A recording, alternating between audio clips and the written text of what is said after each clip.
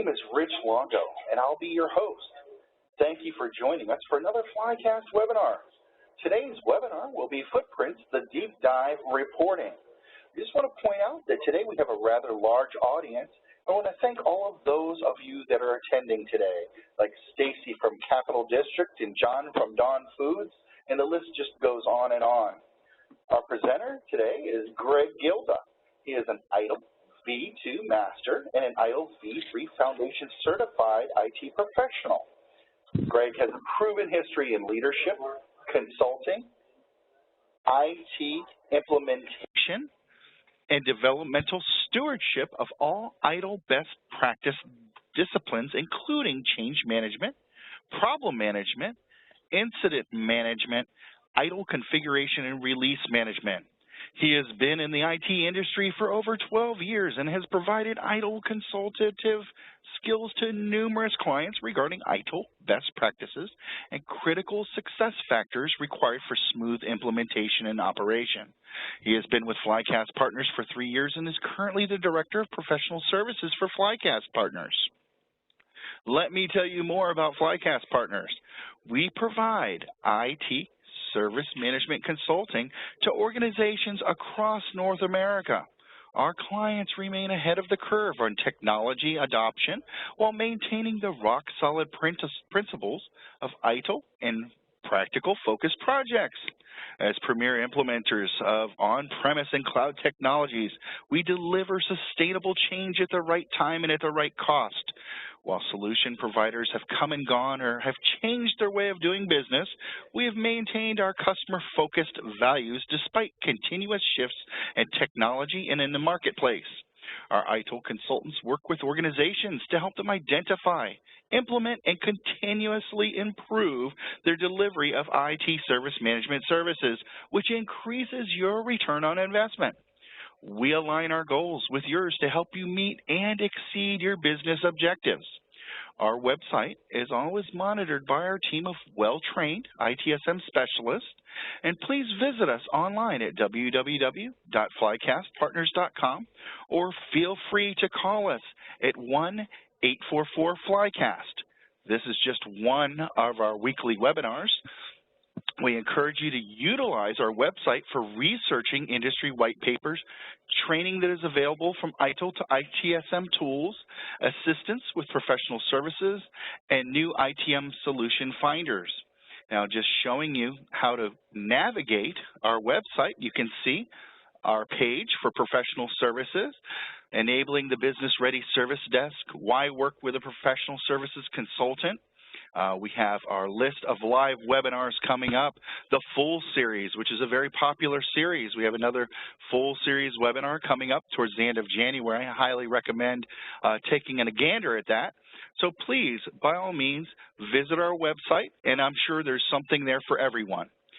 Now, today's webinar, we've used 4 questions from our audience today, and I want to thank Walt from Madison, Wisconsin, Jason from Waterloo, Wisconsin, Christina from Chillicothe, Ohio, I hope I pronounced that correctly, Marianne from Morristown, New Jersey, Jean from Charleston, South Carolina, for their questions. I will personally be sending Flycast Partner shirts to the 5 of you next week as a thank you for letting us use your questions.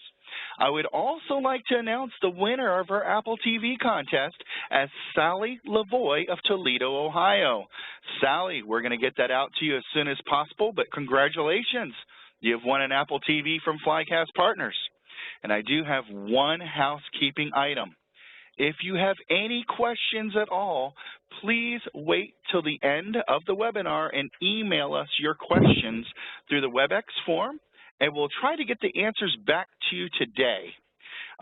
Please, once again, hold your questions and email your questions to us, and we'll get back to you as soon as possible. Today, we'll be discussing Footprints, the Deep Dive Reporting, and Greg, I yield the spotlight to you. All right. Hey, thanks, Rich. I know I had somebody pose a question that said, "Are you talking? I hear nothing." So I'm not sure if they were able to hear you or not. Hopefully everybody else can hear me all right. You can hear me okay, Rich? Is that correct? I hear you fine. Perfect.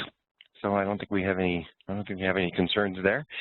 Guys and gals, thank you. I say I have folks all over North America, from Canada to California to New York City and all places in between. We really appreciate you taking the time out of your day to sit in and listen to me yammer at you for a while. As Rich alluded to, we are going to be talking about sort of deep dive reporting, and that's kind of two-pronged, right? Some of it is footprints. Yay, for those of you who are footprints admins on the session, you're clapping now because yay, we're going to talk a little bit about footprints, and we will. But not all of it has to do with footprints. Getting reports that make sense, getting reports that have the right data has a lot to do with what your process looks like and what you deal with from a reporting perspective in advance of that. So we're going to talk about both of those things, and that's why there's a presentation and a slide deck here to talk through a little. So bear with us as we talk about some of the things that are not footprints, and then we'll talk about the stuff that is specific to footprints. But all of it is going to be important for you on your how do I report the right stuff journey. So, common reporting concerns, right? That's one of the big things we're going to be talking about today. Also, do you have a mission? Not just in life, would they be about reporting, right? What kinds of reports are there? This is just sort of general background information, but there are different ways of slicing and dicing the data, and an important foundational tool to discuss, what reports really look like. Garbage in, garbage out. Yes, if you put in junk, you will get out junk. There's no surprise to that probably, but sometimes folks can't figure out why we can't get the right data out of the tool, and it's because we never really put the right stuff in to begin with. We'll talk about what your keys are to your success, putting all of these pieces together, and then we'll show a little bit of footprint stuff like the executive dashboard and a few other features inside the solution so that you guys can maybe better leverage it. And of course, we're here to answer any questions that you may have or provide any services you might need to be able to get those reports up off the ground. I do have a series of quotes in this. For those of you who attend a lot of my webcasts, you know that I love finding quotes that are pertinent to the subject. Since we are just advising you here, this is the best we can do, really. I love this quote. Never forget the real secret of giving advice is this. Once you've given it, don't concern yourself with whether it is followed or not, and refrain from saying, I told you so. So we're going to try to refrain from saying, I told you so. But if you engage Flycast Partners for Services, we will certainly follow up with you to see whether you followed our advice, just to see how you're doing, obviously. Common reporting concerns, and this is some of the questions that Rich had alluded to. How do I get meaningful info out of my reports? How do I get something that means something to me? And we're going to talk about this in some detail. But the big deal with reports are, right, we just tend to run them because somebody said run a report. I need the following data. We don't ask why, we just produce the report. And we'll see a little later why it's important to ask why. How can I use my own custom fields in reports? Well, if we talk about this from a footprint standpoint, every field you build, everything that you create on the form is immediately leverageable for searching. And if I can search against the field, I can report against the field, which means mandatory fields on my form are now guaranteed to be filled in because I can't leave them blank, and guaranteed to be leverageable from a reporting perspective. So that's one way to be able to use them. We'll talk more about that. How do I generate reports that show trending? Footprints, earlier versions, didn't really have that capability. You couldn't really demonstrate trending inside of the solution very effectively. Multiple reports, potentially. They recognize that as an issue, and in the 11.x versions of Footprints, for those of you running 9.x, see us later, we can help you get there. But 11.x will really allow you to display an executive dashboard that shows exactly that kind of trends. How are we doing this quarter versus last? How about this month versus last, etc.? And how do I gather the correct data to begin with? How do I make sure that I'm gathering information that is pertinent to what I'm trying to do? And that really does bring us down to the what am I trying to do question, which we're going to dive into in just a moment. The important thing to remember is that no tool, Footprints, anybody, I don't care, no tool knows your business, right? No tool vendor can know what your business is and can know what your specific individual data needs are. So they always try to, create something that is somewhat generic in its approach, but that hits all the high points that most folks want. And because no tool knows your business, no tool is going to necessarily be able to report on 100% of what you need. You may have to export. You may have to massage the data in an external reporting tool. If you're doing data analysis, maybe you're using something more powerful than Excel. Maybe you're using something like Minitab, especially if you're trying to do control charts or other charts that help us indicate whether we're on track for delivering to our process guidelines, right? So one does not know to which port one is sailing. No wind is favorable. Do you know your mission? Do you understand what the mission is that you're on? And this is really foundational. If you do not know the mission of your process, and for those of you who are now putting your face to your palm and saying, oh, he's not talking about footprints, bear with me. Because without this piece of it, you honestly are going to start running reports on all kinds of weird stuff.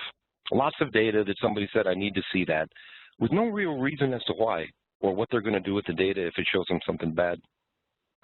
So every process that you have in your organization really should have a mission that goes with it. Why do I do this particular process? Why do we have a service desk? Why did I bother setting one up at all? And since most organizations have a corporate mission, this mission statement for the process should be kind of along the lines of your corporate mission. Now, when I talk about this from a consultancy standpoint with customers, I usually, give them an example. Let's just say I wanted to make a road trip. I'm hailing you from Wisconsin today, from my home as we broadcast. And if I wanted to make a road trip down to Texas, let's say I wanted to drive to Texas, and I said, you know what, my mission is to get to Texas in 2 days. That's what I want to do. I have a mission now. So if my mission is to get to Texas in 2 days, then I can immediately start measuring for key KPIs, right? Looking for key performance indicators that tell me whether I'm getting there or not. I should be in Nebraska by, the end of day 1. So there's a good thing to measure for. Am I in Nebraska yet?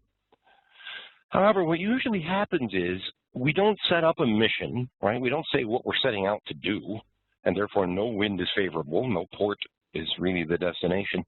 So since we have no mission, we start running reports on weird stuff. If I'm driving to Texas, it should be, hey, have I reached Nebraska by the end of day 1? But instead, we start writing reports on average ambient air temperature outside of vehicle, 72 degrees. Average number of passengers asleep in vehicle, 3. Brilliant. That's awesome. Thanks for running that report. But it didn't tell me anything about whether or not I'm succeeding and why I instilled a service desk to begin with, why I started my mission to begin with. I was trying to get to Texas. I'm glad I know how many people are asleep.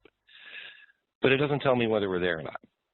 So when you think about this stuff, every process does indeed have a mission that is a shadowy reflection of your organization's mission.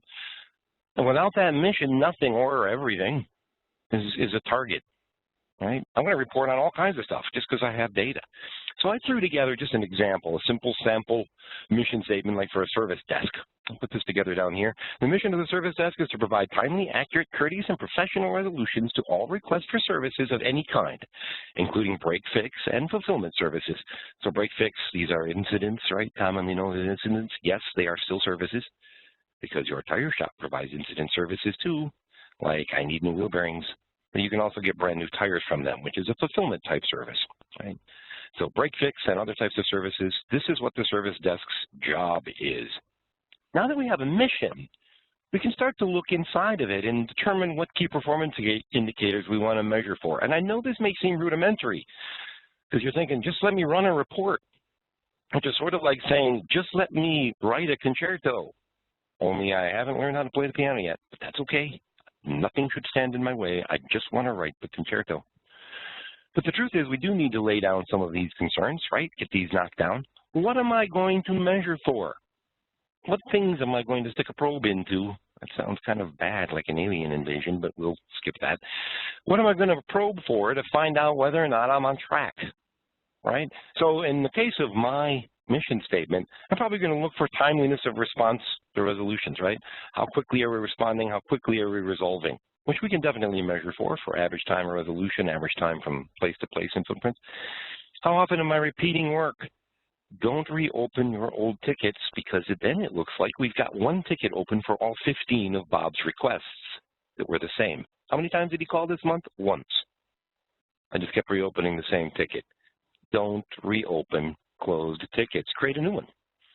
And then say, Bob, how many times have you called me this month? 27. Great. And what were those tickets again? Ooh, looks like we have some work that we've been doing over again and over again and over again. Maybe we don't have problem management in place, which would take care of that. But we need to be able to report on it, right? We said that was important to us. Customer satisfaction responses for things like How happy were they with our professionalism? How happy were they with the courteousness of their staff that were helping to serve them? Those things can help guide you on the mission elements, right? Now I'm no longer reporting on average ambient air temperature outside a vehicle, non sequitur to whether I'm doing my job right or not, and I'm starting to report and focus in on the right stuff. This in turn helps me make sure that I've got the right fields on my form. Because without the right field data on the form, it is very difficult to report on it. And if I've said, hey, I want to report on this field, but it's not mandatory, then we're going to talk about that a little later too, because if people don't have to put data in the field, they won't. And then you won't be able to report on it because it'll sometimes have info, sometimes not, and it'll be, spin a wheel as to how accurate that information really is. After you determine key performance indicators, then you've got to list out your goals. And my trip to Texas, my goal is to reach Nebraska by the first day. Hey, cool. So we're breaking it down by a period of time, a week, a quarter, a month, a day, whatever. And then we're saying, are we there yet for the goal? So what's our goal for turnaround time? What's our quarterly goal or our semester goal or our yearly goal or whatever we're measuring for? Are we turning around in that time? We said that was important. We said that was part of the mission of the process to deliver timely service. We're not delivering timely service. We're off track, right? Set goal for rework. Hey, I don't expect to see Billy calling me all the time for those same things, unless it's password reset stuff, right? You'll probably call for that all the time. But to get a good count of that, stop reopening your closed tickets. It is simply bad practice. It doesn't allow you to count up the actual number of times they called. And if you're operating under the no ticket, no work mantra, I shouldn't be doing work without a ticket, and I certainly shouldn't be doing it on an old ticket.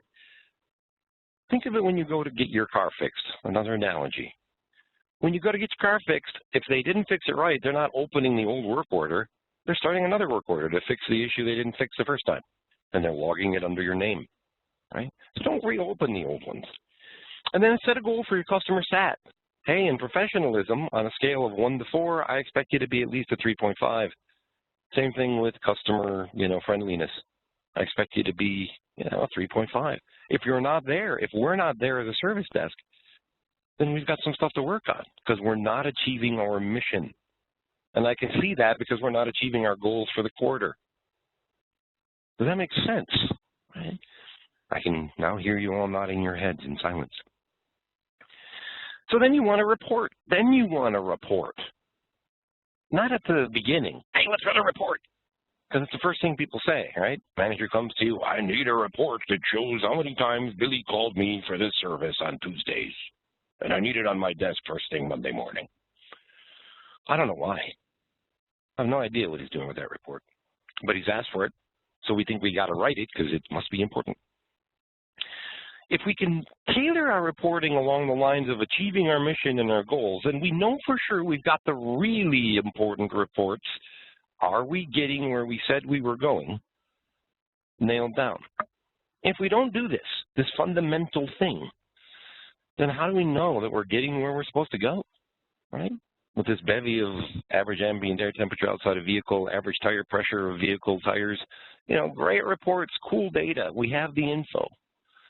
But it tells me nothing, really, about whether I'm getting where I got to go. So run reports leveraging those KPIs. Track against your goals. Sense your goals. Being successful is indicative of, hey, we must be successful for our mission so far because we said we needed to be in Nebraska by day 1, and by gums, we're in Nebraska by day 1. So we've succeeded so far. Success with your mission means that the process you laid down, service desk, is successful because you said that was its mission, that was its purpose in life. So this fundamental beginning, this sort of small beginning, really fans out into all of those questions that we were asked earlier. How do I capture the right data? How do I leverage my own fields when I'm reporting? How do I make the reports useful?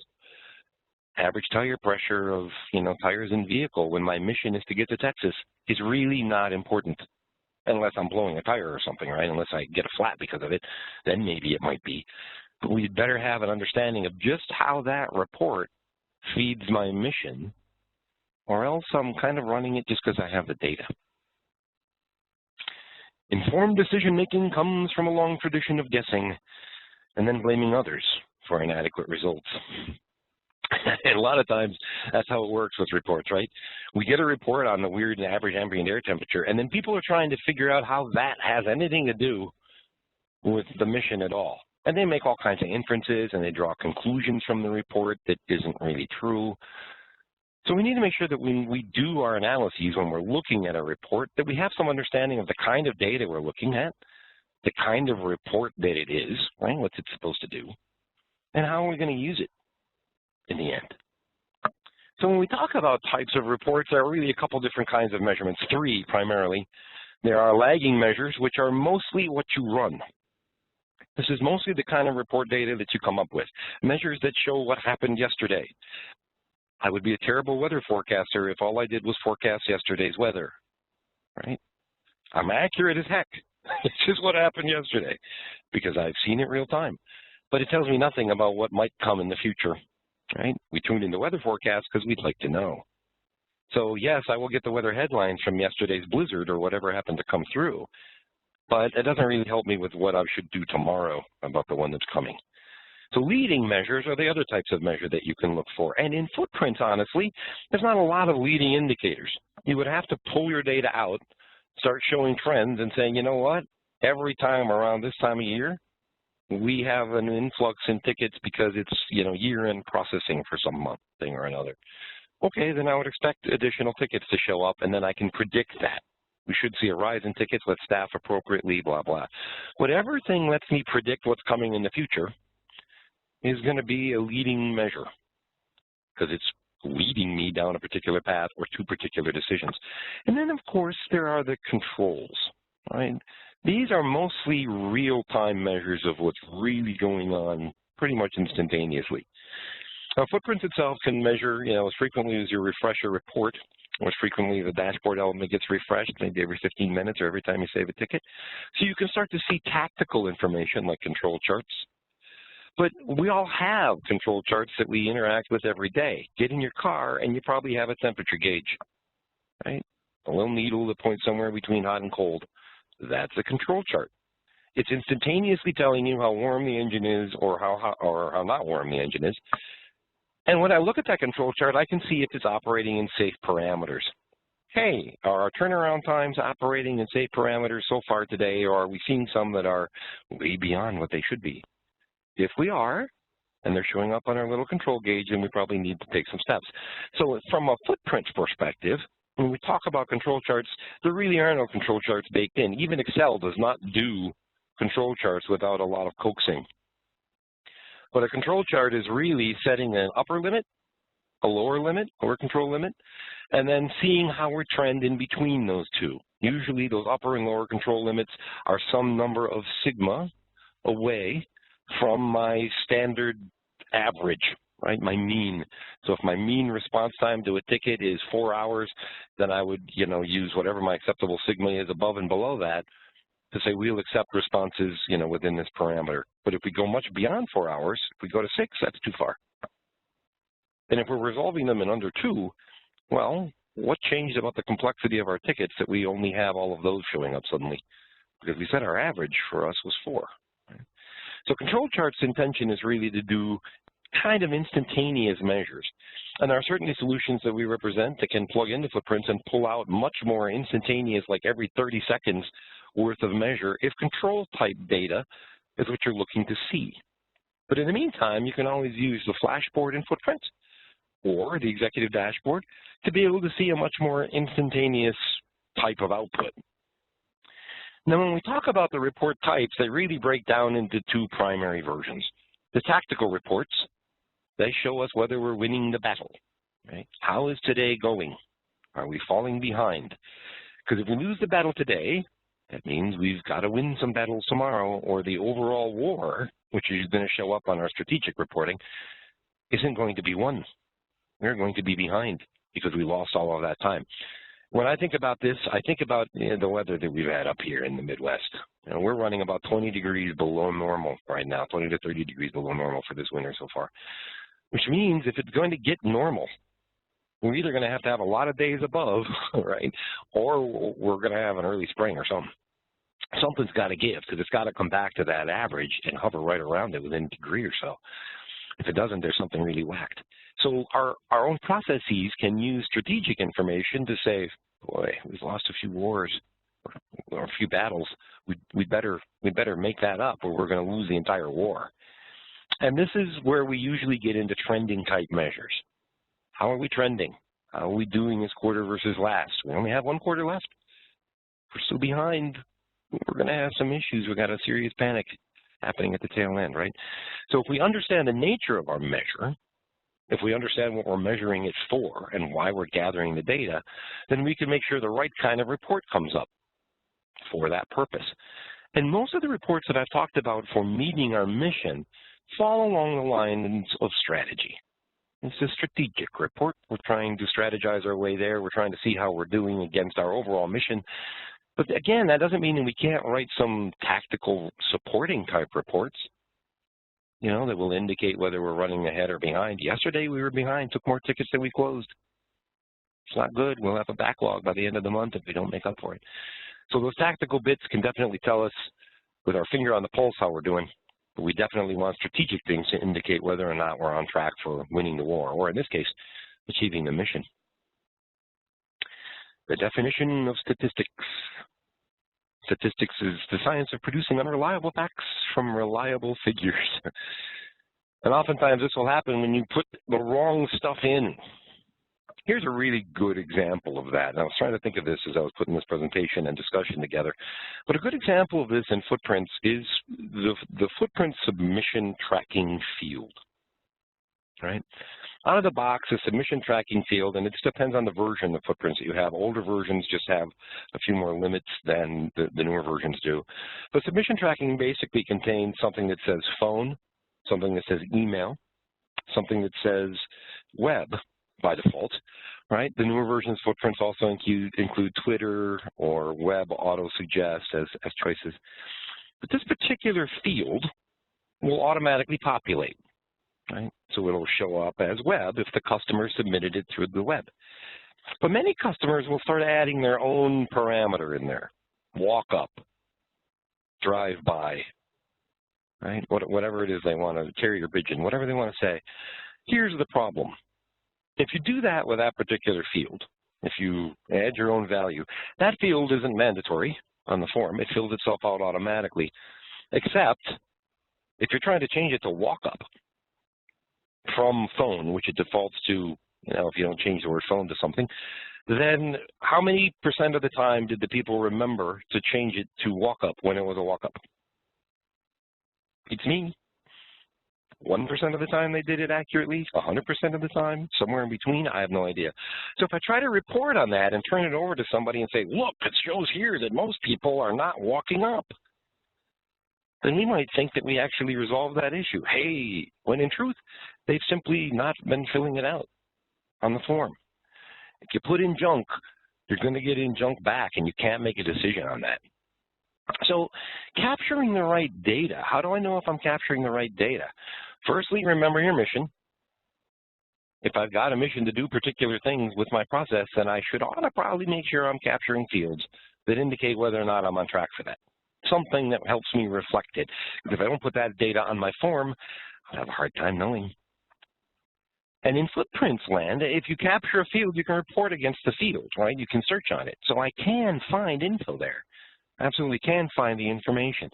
Use mandatory fields if I have to, because if I don't fill the field out, then neither will I be able to use it for reporting. This is useful, and I'll talk about this a little later when we dive into FootPrints some. You can leverage hidden fields for reporting. You want to find out how many times tickets have been escalated to management, and that's an important, tactical decision for you. Let's create a hidden field that captures the escalation that ran, and then we'll just populate that with the rule and measure it later. No one sees it on the form, and we now have the ability to poke information into that field through a rule and measure it back out, because I can report on those hidden fields all day. So this allows me to manipulate and control, really, what's happening with that ticket without having to have fields necessarily exposed to people to see it. That last little bullet's really important. Just because I know the average ambient air temperature outside of the vehicle because it's on my dashboard doesn't mean I have to run a report against it. It's not pertinent. So make sure the things that really matter to you are what you're running the report against. Because honestly, sending up a report, saying I'm going to do a report on something is, in my mind, the equivalent of putting a man in the crow's nest on your ship. And when the man in the crow's nest yells out, "Iceberg, right ahead," what do? You say, "That's cool, next report." But the iceberg thing, right? Do you say, "Oh my gosh, let's capsize the ship in our effort to steer around it"? You know, do we take too much of a knee-jerk reaction? Is the steering wheel of the ship, is the wheel actually attached to the rudder at all so that I can even turn it from that decision? Or does the report have no tie into any action? Capturing the right data helps make sure that the tie-ins are there, because I can prove unequivocally this is what's going on. That's not what we want. Well, let's change it. How do you become successful in doing this stuff, right? And as Bill Cosby said, I don't know the key to success. The key to failure is trying to please everybody. You will never write a single report that pleases everyone. You will never put out a piece of data that pleases everyone. Just like the folks who create FootPrints or any other tool realize that they'll never be able to create a reporting solution that is satisfactory to what every business needs. There's just no way to do it. And if they tried to do that, it would probably not be successful, honestly. It would either be so complex and cumbersome to use that no one would use it, or, you know, it would simply be too specific in some areas and not specific enough in others. So they need to approach it generically, and sometimes your reports need to be taken up a notch so that you can see a broader picture of what's going on as well. Don't try to please everyone with them. So keys to success: understand your audience. Who is reading this report, and what are they going to do with the data? I can't tell you how many times I've been on site where, you know, we've been working with customers and they're like, "Yeah, my manager wants me to run blah, blah, blah, blah, blah, and this report and that report." And so naturally, you know, being a curious type, my question is, well, what are they doing with that data? "Oh, I don't know. They just asked me to run it." First kind of mistake, right? If I'm a marketing department trying to build, well, and this is a true story actually, marketing department was trying to make sure that they targeted the right audience for their diapers. And so they said, "I want a report that shows me the average age of a diaper wearer in the U.S. because we want to be sure that we fit them." So they ran that report for that person. What's the average age of a diaper wearer in the U.S.? 35. Not what you thought, right? So they asked for the report, they got the report didn't show them what they thought, and since we didn't ask how they were going to use the data, we just turned it over. Here you go. Meanwhile, they're making inferences from that report that are utterly false. Not true at all. It's not who you're trying to make your diapers fit is the 35-year-old, honestly, right? So make sure that you understand how you're going to use the data so that you can turn over a report that's really useful. And honestly, I just see this as a collaborative effort. If your management will sit down with you and help explain to you loosely what it is that they're looking to get done, then you can write a report that actually tells them that, instead of a report that they kind of twist into, "Oh, this means that, you know, we have to start making diapers for 35-year-olds. Not necessarily. Understand the goal of the report.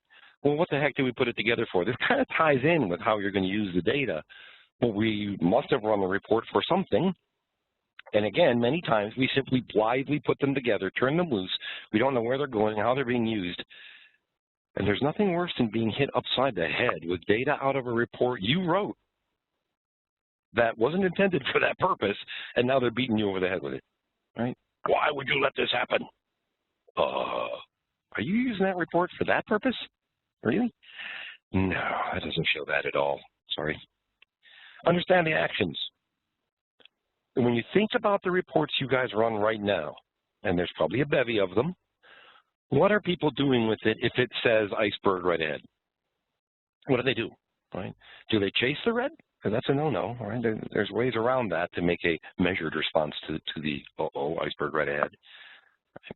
Or do they simply say, "That's cool, nice, next report"? If they say the latter, then, you know, you could stop running the report and they wouldn't even notice it wasn't there, because they're not doing anything with it anyway, right? Reports that are not actionable are really like a ship's wheel that is not connected to the rudder at all.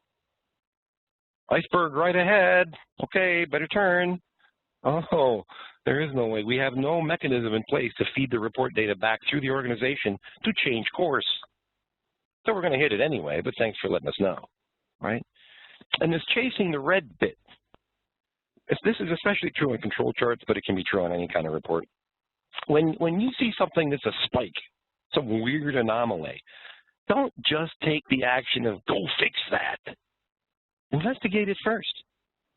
There's clearly some business process, something that we didn't account for to have that spike, right? So I should be able to explain what went on.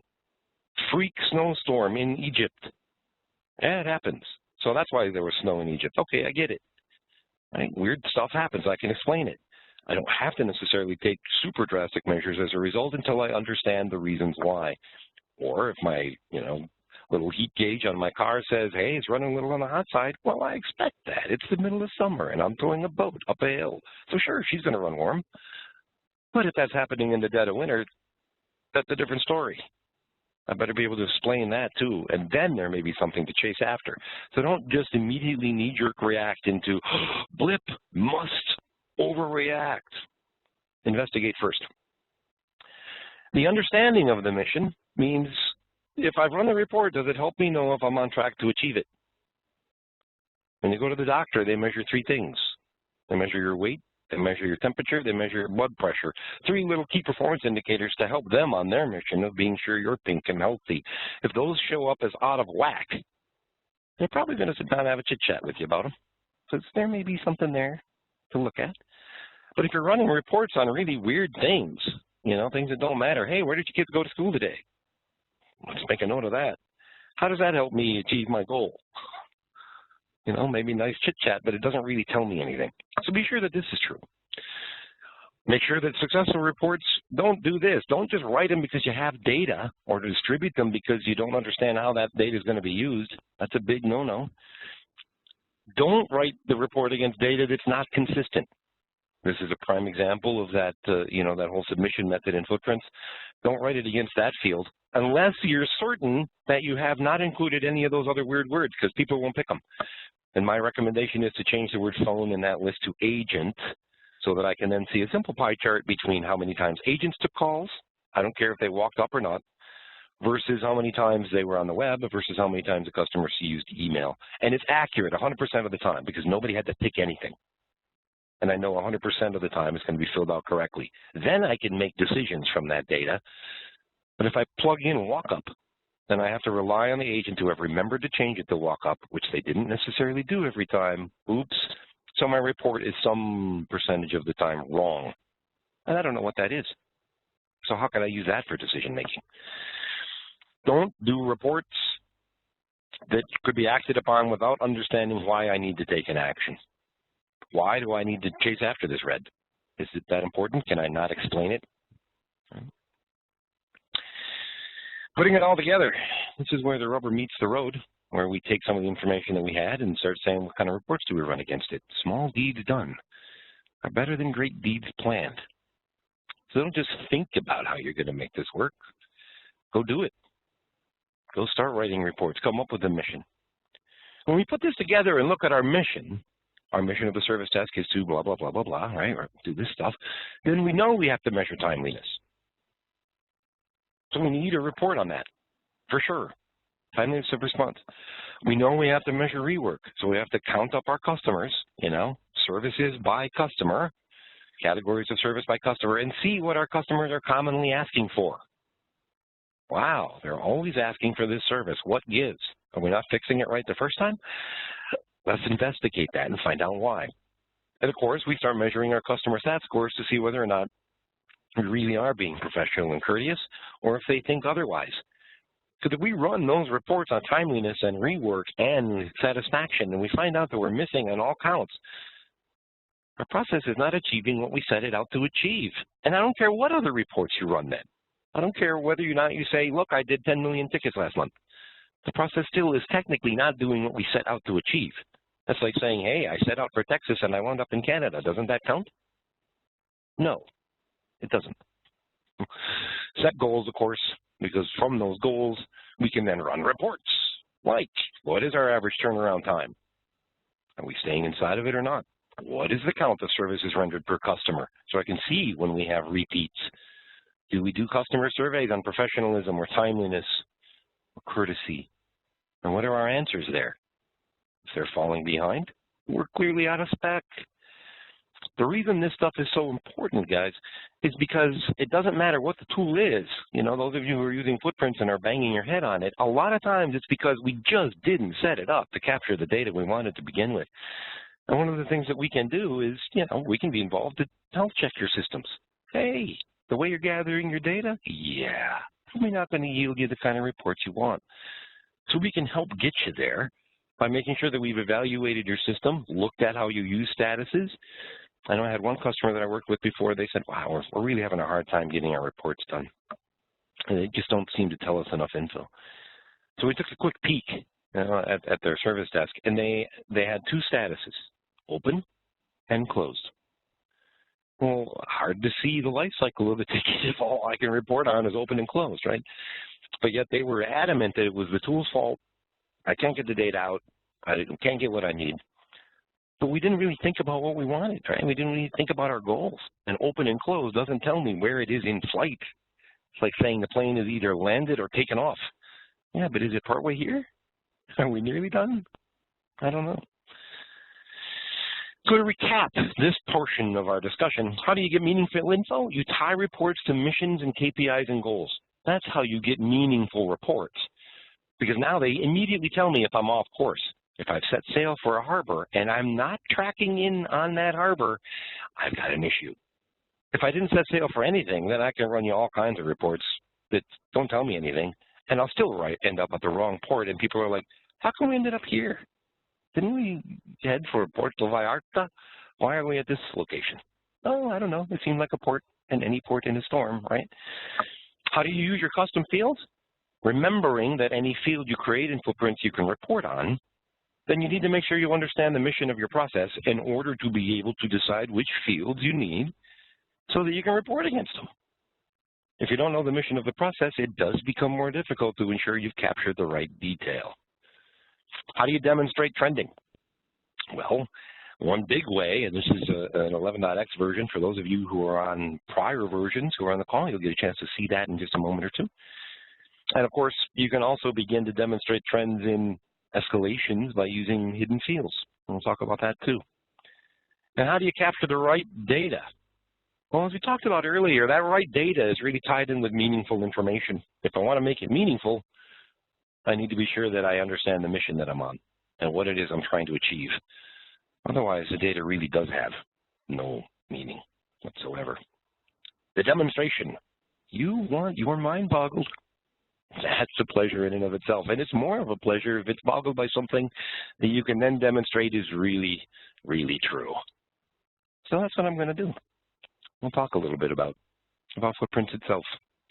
I'm going to flip over here to my virtual machine. And just so you guys know, I'm running this on a virtual machine on a Mac. Not that I'm advertising for Macs, but just to let you know that, yes, it should run nicely on your VMs in your own environment. And what we're seeing is the executive dashboard in FootPrints and the ability for this solution to begin tracking trending. Now, you can see there's more executive dashboards across the top. Some of them are cleverly called My Tab. We haven't gotten around to labeling those yet. Maybe I have one for operations. But the purpose of this is really to begin dividing up my business and showing how we're doing this quarter versus last, this month versus last. And when I start tracking this, FootPrints needs to know some information about my statuses and about the life cycle of the ticket so that I can understand the difference between a ticket that's activated and a ticket that's resolved, or a ticket that's not activated yet at all, right? The customer just made a request. We haven't activated it because we haven't picked it up and moved it to open. So all of that information can very, very rapidly be tracked here so that I can see how well we're doing. Hey, how am I doing on resolution created so far this year, excuse me? Well, we just started 2014, and obviously not well. We don't have anything closed up on first or second or third contacts. How are we doing on our SLAs so far? Yay, we've made 100%. Our line here is at 85. So we know that we've got 9 tickets out there, and 100% of them have been, responded to at least in time. When I go to make modifications inside of FootPrints for this purpose, it's very easy to do. because I can simply say, hey, we're looking for statistics on created. We're looking for metrics for created and active tickets. We can also pick up our resolved tickets and any carryover of tickets from the previous month. And in typical FootPrints fashion, this stuff is point and click. So you really don't have to be a programmer to make this work or even understand databases. That's nice. You can decide what the qualifier is. So is it this period or the previous period that we're looking at? Is it this quarter or previous quarter or this month or this week or this day, or what's the time period? So if we said, yeah, let's just look at this month instead, oops, that would have been nice. I could have got that pulled up.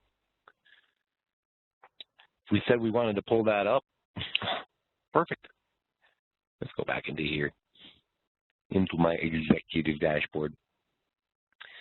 If we wanted to pull that information back up, once it comes back up, I can quickly make a change. This is what you get when you're running on a VM on your laptop. I can quickly make a change to the period or the quarter or the qualifier, save the information, and then have the report show me the new and updated detail about that particular time period. Or do I want to show activity on created, right? Here's the tickets that were created in a particular time period. And FootPrints, of course, allows me to drill into this detail and see all of the tickets that were represented as that blip. So for those of you who are on the call who are using an earlier version of FootPrints and you may be struggling a little bit with how to get this kind of trending data out, let us help you get to 11, because this capability definitely exists, very, very powerful. It really produces a data mart behind the scenes unless you get at the data that you want. Let's talk a little bit more about how to use reporting functions in FootPrints. I'm currently in my service desk workspace here. I have a few simple search widgets. I don't know how many of you folks are leveraging the widget capability on your home page, but this really lets me do quick down and dirty tactical type reports very quickly. They're kind of searches really, but because they're canned and displayed on my desktop, they're effectively a report that I can react to. The difference between a report and a search is what I've done with it at the end. Right? If I got a report that shows me something, I should take some action. I have a search that shows me something, I can also take action against it by letting it display the tickets in those statuses. So this is one way of going at it. But we also, of course, have in FootPrints the ability to advance search.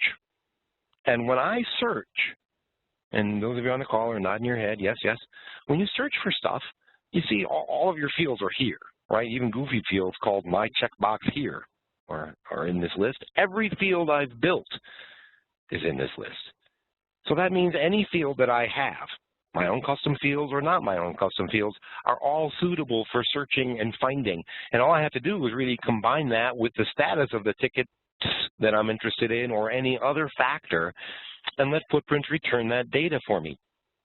Once I returned the information as a search, and it can be from any field in my form, it can be from any requester information that I have, it can be from any advanced criteria that I have, like, yes, I want to include all my global tickets. Hey, I only want to include things that were created or last edited at a certain date or time so that I've always got a window. Excuse me. And for those of you folks who are trying to make sure that FootPrints reports only for a particular slice of time every time, you've no doubt noticed that FootPrints doesn't really take a date parameter, right? You can't like punch in a date if I want to look at last week's report or last week's data. But when I'm always looking for last week's data, you're better off just saying, hey, let's just look at a range. How about we look at last week? Now, no matter when I run the report, it's going to show me only tickets that were created in the last week. Brilliant. I don't have to type in a date range. It's always last week's information. Or I can say, how about relative to today? How about we do this during the previous 7 days? Now, this is obviously different than last week. Last week is whatever I've defined a week as in my calendar in FootPrints. Previous 7 days means from today, look backwards 7 days. Not necessarily a full work week in there, right? So that's the big difference between this relative and range. The range is showing me last week as a canned entity. The relative is relative to the day that I run the report. So all of these parameters, of course, can be specified in FootPrints, and then I can save my search or my report as a personal one, or share it with other folks, or I can opt not to save it at all and come back with the info. But in this list of issue criteria, in this area that I'm going to be searching for, I can search for my own super secret fields if I want, and I'm going to show you how to do that. When you run rules in FootPrints, those rules can, if you choose, take an action against the ticket, like changing things in the ticket, changing category, or changing the status, or whatever you want to change. They can change all the fields on the form, all of them, even the hidden ones. So that means that I can technically come out into Form Designer, create a new hidden field that shows me, information about escalation type or something to that effect. And then when I've added the field to the form in Form Designer, I have the ability to come back and measure for that field being added into Form Designer if that's what I want to do. Because again, in FootPrints, I can take action against anything I want through an escalation rule. Create a hidden field in Form Designer, go into administration, whatever it is that you've got, and make modifications to that field so that through the rule, I can escalate it, measure for it, and say this ticket was escalated to management every time I choose to run it. My Form Designer is still initializing here on my laptop, so it looks like it's Internet Explorer that's giving me the grief. I probably should have done this in Chrome a little quicker to bring this up. But that really allows me to create a hidden field on my form that displays the information back that I want to display back, instead of information that doesn't really matter. So if I were to go then into escalation rules after creating my field on my form and choose to add an escalation, and you can make it instant or time-based, depends on what you want to do. We'll just make ours time-based and say this is the rule that's going to say it goes unedited for 4 hours. Then I'm going to check the little box. It's 4 hours unedited, and I would like to measure for anything that isn't yet closed. So we don't want the closed tickets in the mix. We really just want to measure from here up. So we'll measure from there up. No closed tickets now because they're obviously not of interest to us. And all of my critical issues are what I'm going to talk about. So now my rule is being set up, and my action is going to be, hey, I would like you to modify a particular workspace field. And that workspace field can then be my hidden field if that's what I choose to do. And I can make a modification to any field I want.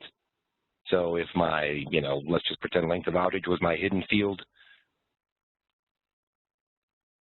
Now I can type that in there as a result of this rule. And then all I have to do is run a report that measures against escalated to manager and see how many times that's happened. Every time the rule runs, it stripes my field with that information, and it's consistent. It's always the same because the rule put it in. So this gives you a way to be able to measure for certain tickets that have gone through certain rules maybe, so that I can start to see just how many times we're falling down, and the only reason that we're being saved is because managers or other people that tickets got escalated to are acting, or in this case reacting, quickly enough to be able to snatch victory from the jaws of defeat. This is a great mechanism for doing that. So create a hidden field on your form to begin with. Once the hidden field is created, use the rule to populate that hidden field. And then after you're done with that, go into reports, create yourself a new report, and of course decide on the output for that report here. Columns looks sort of like a spreadsheet. Wrapped looks sort of like a Crystal Reports output. Right? And if you choose to include metrics or graphics with your report, that means you can have some pretty pictures that go with it as well. You can decide on what your report heading should be. This isn't the name of the report. This is just what goes on the heading. And then, of course, you can decide whether information you would like to include as a part of that report, including your clever logo graphic if you want. This screen, I think, is overlooked by a lot of folks when creating reports in FootPrints, because this screen really decides which information from the ticket's coming back. What do you want to see? Not just what information gets returned, but is this a FootPrints baked-in field? Because FootPrints tracks a lot of information on its own, right? These are all the fields that are baked into FootPrints. All this information automatically comes with every workspace. But the issue information fields, these are mine personally. And this is every field I've built. Hidden fields, not hidden fields, any kind of field, all available. So I can add even my goofy My Checkbox Here field to my report if I want, or my hidden fields, or any data that I choose to display back can be present there. Now, I can also include voting information if I'm doing, change management and I'm trying to see history. But this is another segment that gets overlooked very commonly. The fact that FootPrints can group the data when it comes out so that you have, show me all the tickets for Billy, and here's all Billy's tickets. Well, most commonly, you know, you use something like, let's group by assignees and make that a heading. Now we're going to group our tickets based on who's assigned, and the heading will then let me see, based on who's assigned, how their tickets are grouped. How many tickets does Billy have? Okay. Of course, metrics, another aspect of reporting, and I can count the heck out of anything I want. Every field, I can count how many occurrences of that particular value are in the field, or how many times a field has been set to a particular setting, and I can subtotal this by whatever I want. So that means I can subtotal this information by, you know, the priority and assignees if I want to, or literally anything I want. Again, note that footprint service core fields are here, so the overall date closed or closed by or who got assigned, etc. And I know some folks had asked questions about how to split out, you know, assignments on tickets because you assign multiple people. And as a general rule of thumb, this has to do with ticket treatment. Make sure that you yank the people off the ticket if they're not doing the work anymore, or if they're not really supposed to be assigned to it to begin with. Don't leave it assigned to the telephone company and the electrical company if it's just an electrical issue, because the telco has nothing to do with it. Remove the wrong folks who are on that ticket, keeping in mind the fact that FootPrints, if the folks have access to edit that ticket or view it, FootPrints will automatically track time that they've spent against it, even if they're not assigned. Service desk, who's in charge of moving tickets around, even if you're not assigned, is going to track that information for you. So here's where you can include the kinds of metrics that you want. You can add the information in. You can just keep adding them indefinitely. And these are our old familiar screens where we're measuring for particular kinds of tickets in any status, measuring who the requester might be, any other advanced criteria that we want to include, and I'll just include all of that stuff. And then we can save and run our report. And when we choose to go, it's probably going to go back and say, look, I got a lot of tickets. This is a big report. You sure you want to run this? We can modify it or say go. I'll just let it do its thing and pull the information back as we talk and close out here, guys. But in the end, getting successful results out of FootPrints, I mean, the ability of FootPrints to report data is baked into the tool, and it's actually quite flexible. There's a lot of information that can be gathered. Any data you capture, really, can be gathered, and that means any data you capture can be reported on and can be included in your output even automatically, because you can automatically distribute these reports on a schedule if you choose. Looks like my data is coming back. It's probably going to be spread out across, you know, who knows how many years. I got over 5,000 tickets in here. So you can begin to see count to priority by assignees broken out into the priorities. You can begin to see here's the routine assignments and who's got most of the routine tickets. Level 1 support has almost all of them. Here's the breakout by assignee down below again, so I can see individual tickets. All these are, of course, drillable. But make sure you understand the components of your mission. Be sure you understand the detail that's going into your ticket. If you don't have the right info on the form, you can't report on it oftentimes. And be sure to also understand that some data, especially if somebody demonstrated the need for it, may not be reportable directly in the solution. It may be very specific to your line of business, which is why it's nice to know that FootPrints can export that information as a CSV file and allow you to be able to manipulate it from there. So folks, I'm going to turn this back over to Rich. I know that we are drawing to a close here. Hopefully you found some of the information useful and insightful, and hopefully we will see you on another one of our webcasts. Thanks very much. Rich, take it away. Thank you, Greg. That was an awesome presentation, by the way. Thank you. Once again, that was our FootPrints, the deep dive reporting. And I want to remind you that this is just one of our many weekly webinars offered here at Flycast Partners. You know, once again, Flycast Partners provides IT service management consulting to organizations across North America. Our ITSM consultants work with organizations to help them identify, implement, and continuously improve their delivery of IT service management services, which increases your return on investment.